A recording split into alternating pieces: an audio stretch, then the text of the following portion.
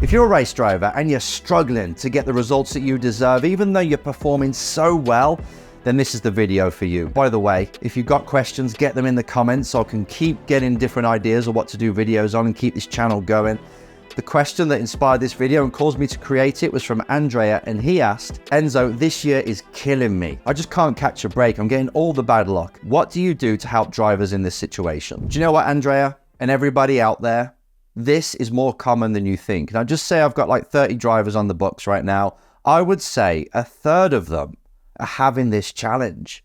They're doing nothing wrong. They're driving really well. However, the results, when you look at them in black and white on the paper, you're like, this year's not going very well. But that's just the way this sport is. There's so many things that have to come together for you to get a result that your performance and how you are on track and off track is just one element of that. Just look at what I'm having with Ollie Bearman this year in F2. He is doing virtually nothing wrong. A few mistakes, but nothing to really write home about. He's performing better than ever. More consistent.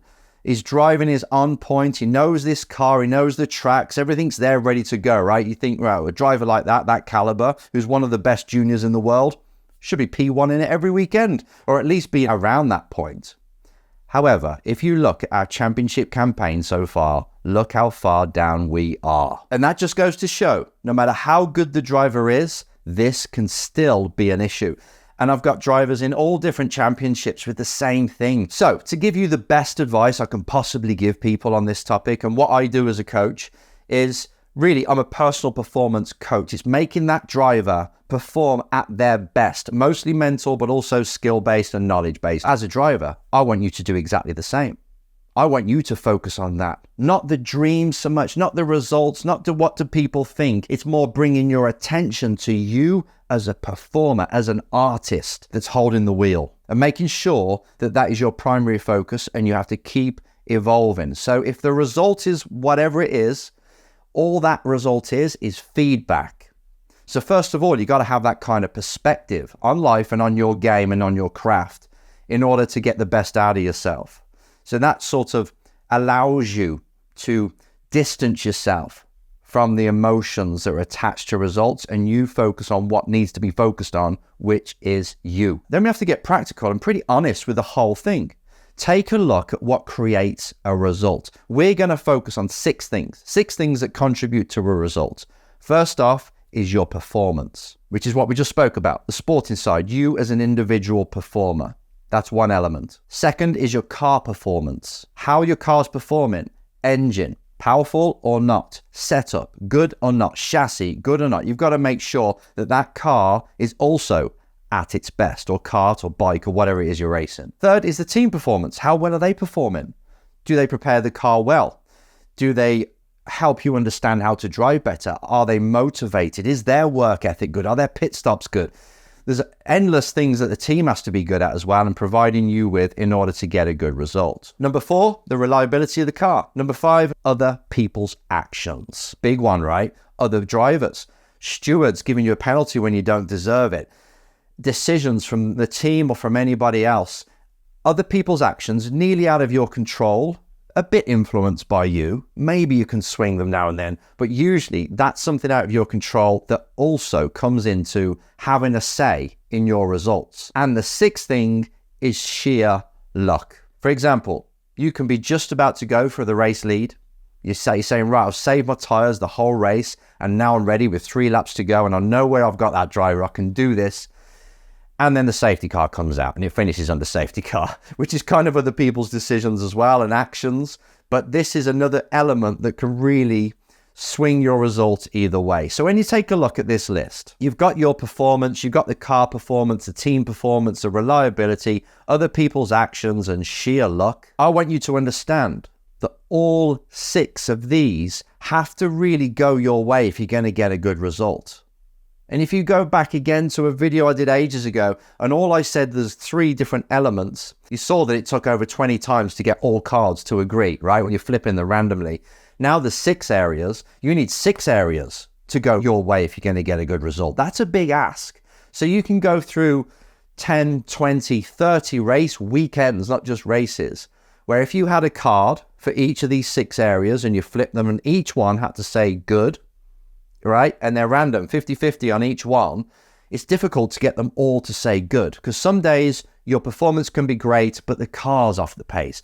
Your performance can be down, but the car's good. And you're still like, well, that's not good enough to get a win. Or other people's actions, someone wipes you out, even though you did nothing wrong. It takes time for all these 6 areas to give you the love you need to get this result that you want. So this is really interesting. Again, going back to the weekend in Austria, when Ollie Bearman won the sprint race, he was dominant. He did everything right. And I just want you to really understand that that F2 car is very, very difficult to drive. It's not like the F1. F1's way easier to drive than an F2. F2 car's really awkward, not very stable car. You can make a mistake so easy. The driver has to concentrate so much in order to have a consistent performance.